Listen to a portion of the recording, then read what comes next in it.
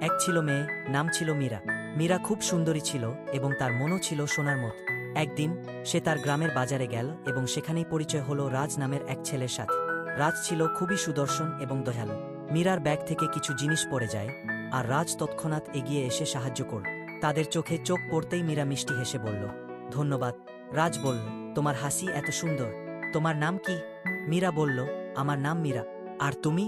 রাজ বলল, আমি রাজ, এই বাজারেই কাজ করি। এরপর তারা প্রতিদিন বাজারে দেখা করত এবং একে অপরের সাথে অনেক কথা বলত। রাজ মীরার সৌন্দর্যে মুগ্ধ হলেও মীরার সুন্দর মন তাকে আরও বেশি আকর্ষণ করত।